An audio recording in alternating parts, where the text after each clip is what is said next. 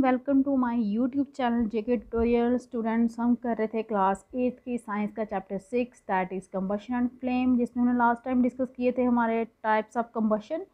आज हम डिस्कस करने वाले हैं फ्लेम के बारे में। स्ट्रक्चर ऑफ फ्लेम क्या होता है और फ्यूल क्या होता है, फ्यूल एफिशिएंसी क्या होती है। लेकिन उससे पहले जो मेरे चैनल पर न्यू हैं, मेरी वीडियो को फर्स्ट टाइम देख रहे हैं, वो प्लीज़ इसे सब्सक्राइब करना ना भूलें। So let us start. What is flame? तो आपने घरों में एलपीजी फ्लेम को ऑब्जर्व किया है? क्या आप बता सकते हो कि उसके फ्लेम का कलर कैसा होता है?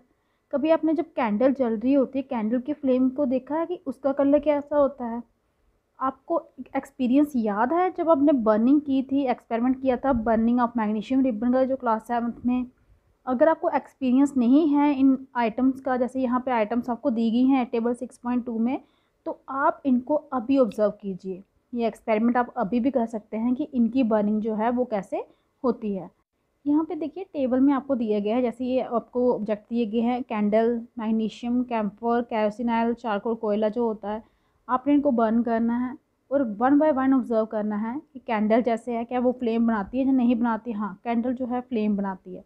जब मैग्नीशियम रिबन चलता है क्या उसका फ्लेम निकलता है? तो आपको पता है कोई भी रिबन हो जब वो जलता है तो वो क्या करता है, फ्लेम प्रोड्यूस करता है। तो मैग्नीशियम का रिबन भी क्या करता है, फ्लेम प्रोड्यूस करता है। इसी तरह से आप टिक क्रॉस लगानी है यहाँ पे, उसी बॉक्स में लगाना है जो फ्लेम प्रोड्यूस करते हैं। जैसे आपका चारकोल कोयला होता है, ठीक है, कोयला जो है वो जलता ही नहीं है, जस्ट हीट प्रोड्यूस करता है, गर्म होता है, लेकिन आग की तरफ फ्लेम नहीं चलता उसका, तो ये इस कॉलम में आएगा। ठीक है। कैरोसिन स्टोव, कैरोसिन का स्टोव जो होता है वो भी जलता है, वो भी फ्लेम आपका प्रोड्यूस करता है। कैम्फर ऑयल होता है, ऑयल भी जब जलता है तो फ्लेम प्रोड्यूस करता है जलने पे। तो इस तरह से आप इनको क्या कर सकते हो, डिस्ट्रीब्यूट कर सकते हो अलग अलग कॉलम में। यहाँ पे देखिए जो फिगर आपको 6.8 दी गई है, यहाँ पे कलर बताया। ये देखिए एलपीजी का कैसा कलर आ रहा है, उसके फ्लेम का। कैंडल का देखिए कैसा येलो सा आ रहा है, उसका ब्लू सा दिख रहा है। ठीक है। ये किचन स्टोव का भी बताया, किचन स्टोव का भी ऐसा ही होता है। उसके बाद यहाँ पे देखिए फिगर 6.9 में फ्लेम बताया है, कैरोसिन लैम्प ये भी प्रोड्यूस कर रहा है, कैंडल का भी आ रहा है, ये बंसन बर्नर है। सभी के क्या होते हैं, अलग अलग क्या होते हैं, फ्लेम बनते हैं। रिकॉर्ड करनी है इनकी ऑब्जर्वेशन, आपने मेंशन जो की है इस टेबल में कि कौन कौन फ्लेम प्रोड्यूस करता है और कौन कौन नहीं करता। अब हम डिस्कस करेंगे कि स्ट्रक्चर कैसा होता है फ्लेम का। उसके लिए आपको यहाँ पे एक एक्टिविटी दी गई है, एक कैंडल जलाइए और होल्ड कीजिए 4 से लेके 5 centimetre long thin glass tube. किसके साथ पकड़नी है आपने, पेयर ऑफ टंग सी इंस्ट्रूमेंट होता है लैब में, और इंट्रोड्यूस करना है one end in the dark zone. जो एक एंड जो है उसका कैंडल का, उसको आपने क्या करना है, डार्क जोन में रखना है। नॉन फ्लिकरिंग कैंडल फ्लेम, कहने का मतलब है कि आपने कैंडल को जलाना है, फिर एक ग्लास ट्यूब लेनी है, कितनी लंबी होनी चाहिए, 4 से लेके 5 सेंटीमीटर। आपने उसको पेयर ऑफ टंग के साथ पकड़ना है। एक एंड को उसको कहाँ पे रखना है, dark zone of non flickering candle flame. Candle flame की आपको पता है 3 जोन्स होती हैं, ठीक है। तो आपने उसमें जो ये डार्क वाली जोन होती है उसमें जो फ्लिकर नहीं करती, हिलती नहीं है, वहाँ पे उसको रखना है टेस्ट ट्यूब को उसके अंदर। उसके बाद आपने क्या करना है, एक मैच स्टिक जलानी है, ठीक है। मैच स्टिक जला के क्या करना है, दूसरा जो एंड है ना उसका, आपका ग्लास ट्यूब का, उसके पास लेके जाना है। Do you see a flame card at this end of the glass tube after while? क्या थोड़ी देर के बाद जो ये एंड है जो आप मैच स्टिक के साथ कर रहे हो, क्या वो फ्लेम मतलब प्रोड्यूस करेगा, वो जलेगा? अगर होता है तो ये कौन से टाइप का फ्लेम जो है वो प्रोड्यूस करेगा? नोटिस कीजिए कि वैक्स जब आप किसके पास लाओगे, हीट के पास, क्या वो मेल्ट करेगा क्विकली? वैक्स तो मेल्ट करती है, एकदम से नहीं करती, थोड़ा सा टाइम लगेगा, लेकिन वैक्स जो है वो मेल्ट करना स्टार्ट हो जाती है जब भी आप उसको ऐसी जगह पे लेके जाओगे जहाँ पे टेम्परेचर क्या होता है, हाई होता है। तो यहाँ से हमने ये अंडरस्टैंड किया कि वो सब्सटेंसेस जो वेपराइज हो जाते हैं, मीन्स मेल्ट हो जाते हैं जब हम उन्हें जलाते हैं, वो क्या साथ में क्या देते हैं, फ्लेम्स भी देते हैं। कि सब्सटेंस क्या होते हैं, वेपराइज हो जाते हैं जब हम उन्हें जलाते हैं। ग्लास की ट्यूब जैसे आप जलाओगे तो वो भी क्या हो जाएगी, मेल्ट हो जाएगी, वेपराइज हो जाएगी, और साथ में आपको फ्लेम भी देगी। एग्जाम्पल ले लीजिए, कैरोसिन ऑयल जो है वो मॉल्टन वैक्स है, ठीक है। Rise through the wick and vaporise during burning and form flame. जब भी आप क्या करोगे, उसको जलाओगे, वो वेपराइज हो जाएगी जलते जलते, वो क्या बनाएगी, फ्लेम भी प्रोड्यूस करेगी। कभी आपने कैरोसिन को बर्न होते हुए देखा, कितनी तेज चलता है वो, ठीक है। तो दूसरी साइड जो चारकोल है वो वेपराइज नहीं होता और ना ही फ्लेम जो है प्रोड्यूस करता है। एक्टिविटी 6.5 में देखिए, जो वेपर्स हैं वैक्स के वो कहाँ से आ रहे हैं, ग्लास ट्यूब से निकल रहे हैं, किसके कारण, जब फ्लेम प्रोड्यूस हो रहा है। तो नेक्स्ट देखिए, जब आपकी कैंडल फ्लेम जो है स्टेडी है, लगातार वैसे ही जल रही है, इंट्रोड्यूस कीजिए क्लीन ग्लास प्लेट स्लाइड, कहाँ पे, ल्यूमिनस जोन में, जैसे ये दिखाया है आपको यहाँ पे। और क्या करना है, होल्ड करके रखिए उसको पेयर ऑफ टंग के साथ 10 सेकंड तक। उसके बाद उसको रिमूव कीजिए। आप क्या ऑब्जर्व करोगे, देखिए आपने क्या ऑब्जर्व किया, यहाँ पे ये चीज़ जो है पूरी ब्लैक हो गई है, ठीक है। अब सर्कुलर ब्लैक की श्रिंक जो है वो फॉर्म हो रही है किसके ऊपर, ग्लास प्लेट की स्लाइड के ऊपर। ये हमें ये इंडिकेट कर रही है deposition of unburned carbon particle, जो पूरी तरह से कार्बन पार्टिकल जो जले नहीं हैं वो डिपॉजिट हो गए हैं किसके ऊपर, उस स्लाइड के ऊपर या ग्लास प्लेट के ऊपर, जो प्रेजेंट कहाँ पे थे, luminous zone of the flame. क्योंकि जो ल्यूमिनस जोन ऑफ फ्लेम में थे वो कार्बन पार्टिकल जो वहाँ पे जल रहे थे वो कहाँ पे डिपॉजिट हो गए हैं आपकी उस ग्लास प्लेट या स्लाइड के ऊपर। होल्ड कीजिए thin long copper wire just कहाँ पे, non luminous zone of flame में 30 सेकंड के लिए। जैसा कि यहाँ पे फिगर दिखाई, आपकी कॉपर वायर है, ये आपकी नॉन ल्यूमिनस जोन है, यहाँ पे आपने इसको होल्ड करके रखना है, पकड़ के रखना है, ठीक है, 30 सेकंड के लिए। तो आप नोटिस करेंगे कि जो पोर्शन है कार्बन वायर का जो फ्लेम से आउटसाइड है, जो बाहर वाला है यहाँ पे जहाँ से आपने इसको होल्ड करके रखा है, तो वो भी क्या होगा, वो गर्म हो जाएगा, रेड हॉट हो जाएगा। तो ये क्या इंडिकेट करता है कि नॉन ल्यूमिनस जोन जो होती है फ्लेम की, उसका क्या है, हाई टेम्परेचर है। इनफैक्ट ये जो पार्ट होता है फ्लेम का, ये सबसे हॉटेस्ट पार्ट होता है। कौन सा, नॉन ल्यूमिनस जोन। सबसे हॉटेस्ट पार्ट कौन सा होता है आपका, नॉन ल्यूमिनस जोन्स होता है। ये देखिए अलग अलग जोन्स यहाँ पे दिखाएगी। ये आपकी कैंडल है, ये जो येलो से कलर की है, यहाँ पे क्या होता है, अनबर्न्ड वैक्स वेपर्स होते हैं, ये ब्लैक कलर का होता है। उसके बाद है मिडल जोन, इसके ऊपर ही है, यहाँ पे थोड़ी थोड़ी कंबशन होती है, ये येलो कलर का होता है। उसके बाद ये है आउटर जोन, यहाँ पे कम्प्लीटली कंबशन हो जाती है, और यहाँ पे आपको देखा होगा बाहर ब्लू ब्लू कलर दिखता है। ये वैक्स कैंडल है, यहाँ पे कम गर्म होता है, यहाँ पे नॉर्मल गर्म होता है, यहाँ पे बाहर सबसे ज़्यादा हीट जो है प्रोड्यूस होती है। गोल्ड स्मिथ जो होते हैं वो कहाँ पे ब्लो करते हैं, आउटर मोस्ट जोन जो होती है फ्लेम की, वहीं पे ब्लो करते हैं मेटलिक ब्लो पाइप के साथ। किसको, मेल्ट करने के लिए गोल्ड और सिल्वर को। ये देखिए फिगर दिखाई गई है, ये इसी जोन का इस्तेमाल करते हैं मेल्ट करने के लिए गोल्ड और सिल्वर को। तो क्यों ये यूज़ करते हैं आउटर मोस्ट जोन जो है फ्लेम की मेल्ट करने के लिए गोल्ड और सिल्वर को, क्योंकि आपको पता है बहुत सारा ज़्यादा हीट रिक्वायर होती है मेल्ट करने के लिए गोल्ड और सिल्वर को। तो वो ज़्यादा हीट कहाँ से मिलेगी उन्हें, वो आउटर मोस्ट जोन से मिलेगी, क्योंकि आउटर मोस्ट जोन जो होती है फ्लेम की वो बहुत ही हॉट होती है, और उसी जोन का ये इस्तेमाल करते हैं मेल्ट करने के लिए गोल्ड और सिल्वर को। नेक्स्ट आपका है यहाँ पे what is a fuel. Fuel क्या होता है, याद कीजिए जो सोर्सेस थी हीट एनर्जी की डोमेस्टिक और इंडस्ट्रियल पर्पज़ के लिए जो हम यूज़ करते थे वो कौन सी थी, मेनली वुड हो गया, चारकोल हो गया, पेट्रोल हो गया, कैरोसिन हो गया, ये सारी हमारी क्या हैं, सोर्सेस हैं हीट एनर्जी की। और ये सब्सटेंस, इन सभी को हम क्या कहते हैं, फ्यूल कहते हैं। गुड फ्यूल वो होता है जो रीडली अवेलेबल, आसानी से मिल जाए, वो चीप सस्ता भी हो, और जो बर्न करे ईजली इन एयर, आसानी से जल जाए, मॉडरेट जो भी टेम्परेचर हो आसानी से जल जाए, वो प्रोड्यूस करेगा लार्ज अमाउंट ऑफ हीट, और पीछे कोई भी अनडिज़ायरेबल सब्सटेंस या वेस्टेज जो है वो प्रोड्यूस ना करे। याद रखिए फ्यूल की क्या प्रॉपर्टी है, क्या करैक्टरिस्टिक है।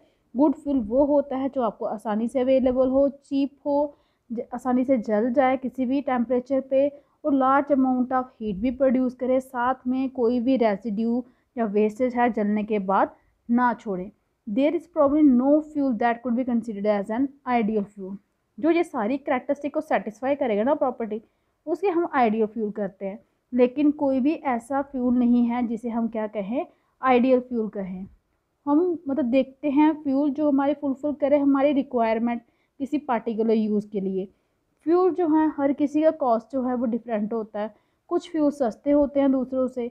अब लिस्ट बनाइए फ्यूल की जिनके बारे में आप फैमिली जिनके बारे में आप जानते हो, फिर उनके बाद सॉलिड, लिक्विड और गैसेस में उनको बताना है कौन सा फ्यूल सॉलिड है, कौन सा फ्यूल लिक्विड है, कौन सा गैसेस है, और आपने फिल करना है कहाँ पे, टेबल 6.3 में। तो ये तो आप ऑलरेडी कर सकते हो। जैसे सॉलिड फ्यूल में आपका कोल आ गया, नेक्स्ट आपका काउडंग आ सकता है, वुड आ सकता है।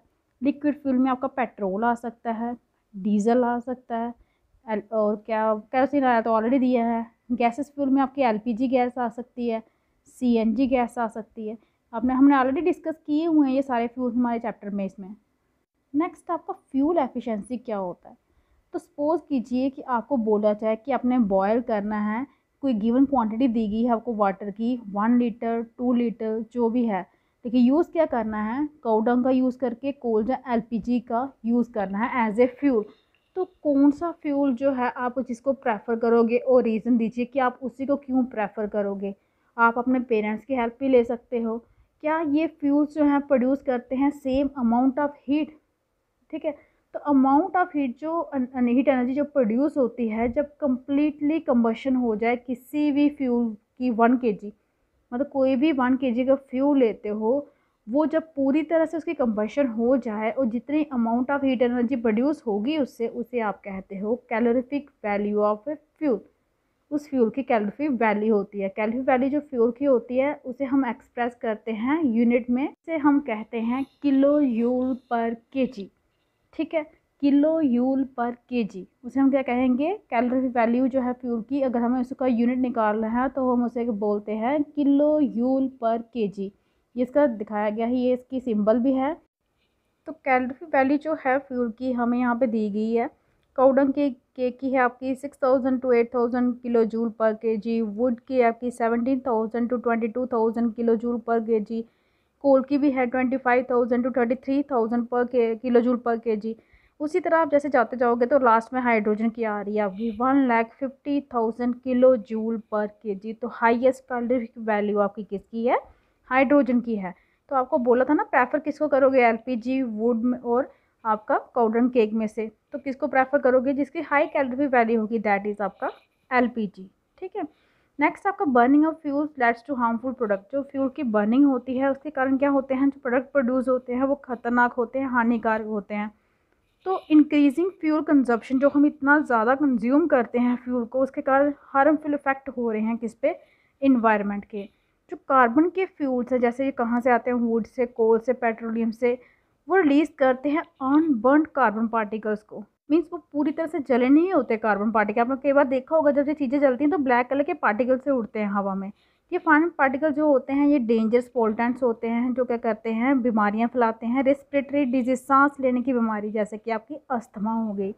जो इनकम्प्लीट कंबशन होती है इन फ्यूल्स की, जैसे कि कार्बन मोनोऑक्साइड गैस, ठीक है, ये भी प्रोड्यूस होती है इन्हीं फ्यूल्स की इनकम्प्लीट कंबशन से। जब पूरी तरह से ये कम्प्लीटली बर्न नहीं होते ना कि फ्यूल, तो वहाँ से जो धुआं निकलता है, गैस निकलती है, वहाँ पे कार्बन मोनोऑक्साइड गैस जो है वो प्रोड्यूस होती है। ये कार्बन मोनोऑक्साइड गैस बहुत ही पॉइजनस जहरीली गैस होती है और ये खतरनाक होती है बर्न कोल इन ए क्लोज रूम, ठीक है। मीन्स जैसे कि जलता है ना कोयला एक बंद कमरे में, ये उससे भी खतरनाक होती है। कार्बन मोनोऑक्साइड गैस जो है वो प्रोड्यूस करती है, होती है, वो क्या करती है, किल करती है पर्सन को जो स्लीप होता है उस कमरे में, ठीक है। ये इतनी खतरनाक है, मतलब अगर कहीं पे ये प्रोड्यूस होगी, अगर कोई इंसान उस कमरे पे सोया ना, तो ये इसको क्या करेगी, किल कर देगी।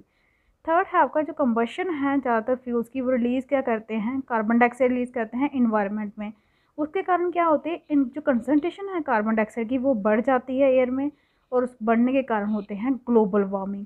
अब ये ग्लोबल वार्मिंग क्या होती है, ग्लोबल वार्मिंग से में क्या होता है कि टेम्परेचर जो होता है एटमॉस्फेयर का वो बढ़ जाता है। जो अर्थ का टेम्परेचर होता है ना एटमॉस्फेयर का, वो बढ़ जाता है। उसका रिजल्ट क्या होता है, दूसरी चीज़ें जैसे कि मेल्टिंग होती है पोलर ग्लेशियर्स की, जिसके कारण क्या होता है, सी लेवल में बढ़ जाता है उसका राइज पानी का, और सी लेवल में राइज जो हो जाता है वाटर का, उसके कारण फ्लड्स वगैरह आती हैं कोस्टल एरिया में। और जो लो लाइन कोस्टल एरिया हैं कई बार क्या होता है, पूरी तरह से डूब जाते हैं कहाँ पे, पानी के अंदर। तो देखिए कार्बन डाइऑक्साइड के कारण कितना बड़ा इफेक्ट होता है, जैसे हम ग्लोबल वार्मिंग कहते हैं। नेक्स्ट आपका जो बर्निंग होती है कोल और डीजल की, वो रिलीज़ करते हैं सल्फर डाइऑक्साइड गैस। ये जब भी आपका कोयला हो गया, डीजल, जब ये जलते हैं तो कौन से गैस प्रोड्यूस करते हैं, सल्फर डाइऑक्साइड गैस। और ये इतनी सफोकेटिंग और क्रोसिंग गैस होती है, ये सफोकेशन प्रोड्यूस करती है, साथ में क्रोजिव भी होती है, ठीक है, बर्स्ट करती है। मोर ओवर पेट्रोल इंजन्स जो हैं वो क्या करते हैं, गैसेस ऑक्साइड भी रिलीज़ करते हैं, किसके, नाइट्रोजन के। और जो ऑक्साइड होते हैं नाइट्रोजन के और सल्फ़र के, जब ये डिज़ोल्व हो जाते हैं, मिक्स हो जाते हैं रेन वाटर के साथ, तो ये बनाते हैं एसिड। और जब ये एसिड रेन के साथ कहाँ पे आते हैं, अर्थ पे आते हैं, तो इसे हम कहते हैं एसिड रेन। याद रखिए, सल्फ़र ऑक्साइड हो गया, नाइट्रोजन ऑक्साइड हो गया, जब ये एटमॉस्फेयर में चला जाता है तो ये रेन के साथ कंबाइन होकर जो रेन आती है ना, उसे क्या बोलते हैं हम, एसिड रेन बनाते हैं। ये बहुत ही हार्मफुल है क्रॉप्स के लिए, बिल्डिंग्स के लिए, सॉइल के लिए। आपने ऑलरेडी पढ़ा होगा इसके बारे में क्लास 7 में। तो यूज़ डीजल पेट्रोल का एज ए फ्यूल ऑटोमोबाइल है, उसे आजकल रिप्लेस किया गया है CNG गैस से। पता आपको, कॉम्प्रेस नेचुरल गैस। क्यों? क्योंकि CNG जो है वो बहुत ही कम हार्मफुल प्रोडक्ट जो है वो प्रोड्यूस करती है, बहुत ही कम मात्रा में प्रोड्यूस करती है। CNG आपका क्लीनर फ्यूल, वो इस तरह से कोई भी हार्मफुल जो गैसेस हैं, जो प्रोडक्ट है, वो जो है प्रोड्यूस नहीं करती। ये था आपका आज का टॉपिक जो कि कंप्लीट हो चुका है। आई होप कि आपको अच्छे से समझ आ गया होगा। अगर आपको कोई भी डाउट हो तो आप कमेंट बॉक्स में जाके कमेंट कर सकते हैं, हम आपके डाउट क्लियर करेंगे। अगर आपको मेरी वीडियो अच्छी लगी हो तो प्लीज़ इसे लाइक कीजिए, शेयर कीजिए, चैनल को सब्सक्राइब कीजिए, ताकि जो लेटेस्ट वीडियो है मेरी वो आपको टाइम टू टाइम मिलती रहे। आज के लिए इतना ही। Thank you.